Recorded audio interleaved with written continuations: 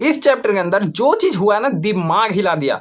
इसके बारे में शायद ही किसी यूट्यूबर ने थ्योरी बनाया होगा एंड ना ही किसी रेडिट पे जाकर के कोई थ्योरी बना के डाला होगा, बिकॉज इस चैप्टर के अंदर जो कुछ भी हुआ है उसको प्रेडिक्ट करना नामुमकिन था। ये चैप्टर यार दिमाग हिला दिया। ये चैप्टर के स्पॉइलर जब मैं पढ़ रहा था, मैं यार शॉक में था कि एक चैप्टर के अंदर इतना कुछ कैसे हो सकता है। इस चैप्टर में बहुत बड़े बड़े डिसीजन लिए गए हैं और शायद ओडा ने कह दिया कि अब हथियार निकालने का समय आ चुका है, जो कुछ रिवील करना था अब कर चुके हैं, अब लड़ाइयां चलेंगी। एंड इसी वजह से ये चैप्टर का स्टार्टिंग जिस तरीके से होता है, इस चैप्टर का एंड भी उसी लेवल पे होने वाला है। तो चलो यार एक एक करके स्पॉयलर्स पे बात करते हैं। सबसे पहले चैप्टर का टाइटल पे बात करते हैं, जो कि दिया गया how to define death. And देखो ये वाला जो चीज है ना, ये सैटर्न से रिलेटेड होने वाला है। आगे नेक्स्ट स्पॉइलर में पता चलता है जहां पर जितने भी वाइस एडमिरल है वो सब जाग चुके हैं, बिकॉज तुम्हें याद ही होगा एगहेड आर्क के एंड में जब जॉय बॉय का कॉन्करर हाकी पड़ा था, ये सब बेहोश हो गए थे एंड ये सब एक तरह से सैटर्न से माफी मांगते हुए नजर आते हैं। प्लस वो लोग स्ट्रॉ हैट का पीछा करते हुए एल्बाफ तक की जाने की बात करते हैं। पागल हो बे तुम सब उस आइलैंड पे जाओगे जहां पे जायंट्स रहते हैं, लिटरली तुम उनके पैरों के नीचे कुचले जाओगे। और अगर तुम स्ट्रांग हो भी, एग हेड पे हमला कर भी दे तो भाई वहां पे वो जो बैठा है ना, तुम एक एम्परर को पकड़ने के लिए यमराज के पास जा रहे हो, ये बहुत बड़ा रिस्क होगा। और सैटर्न भी यही चीज करता है। नेक्स्ट स्पॉइलर में ये पता चलता है कि सैटर्न इस ऑफर को डिक्लाइन कर देता है।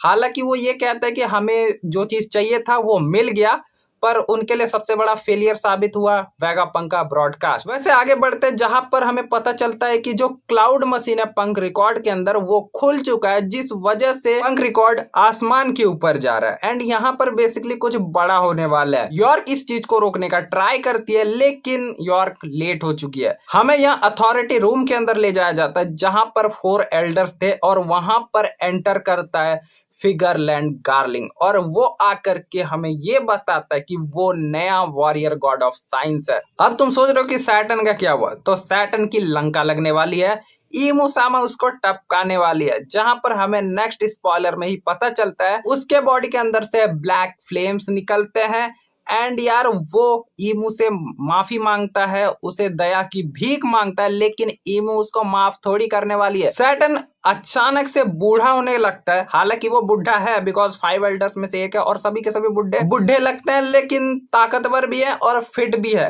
उसके बाद वो बूढ़ा होने के बाद अपने आप ही फट जाता है, बस कुछ बचता है तो वो रहता है उसका कंकाल। अब इसी से पता चलता है कि यार जो ईमू सामा है वो कितनी ज्यादा खतरनाक है। अगर उसके हिसाब से काम नहीं करोगे तो वो जितने भी 5 एल्डर्स है उनको अचानक से फटाक से मार सकती है। वैसे ये वाला चीज अनएक्सपेक्टेड था, मैंने इसके बारे में बिल्कुल भी नहीं सोचा था। क्या तुम सबने सोचा था? मुझे कमेंट बॉक्स में बताओ। फिगरलैंड गार्लिंग के ऊपर थोड़ा बात करना चाहूंगा, बिकॉज फिगरलैंड गार्लिंग कोई वीक बंदा नहीं है भाई, वो अपने जमाने का one of the strongest character में से एक है और मुझे ये बुढ़ा बहुत ज्यादा डेंजरस लगता है।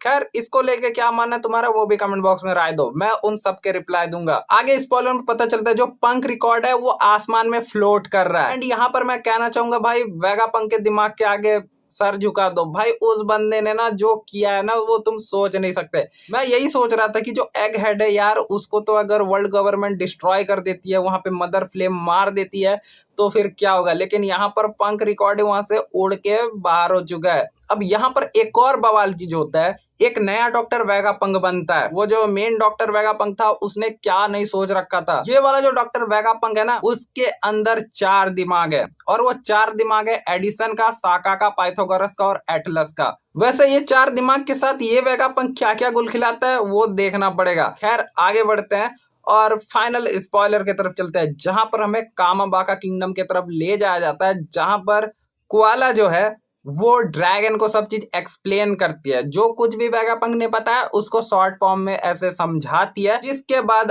अब ड्रैगन एक्शन में आने वाला है। ड्रैगन यहाँ पर कहता है they need to end this as soon as possible, the war to secure safe place on the planet is about to happen.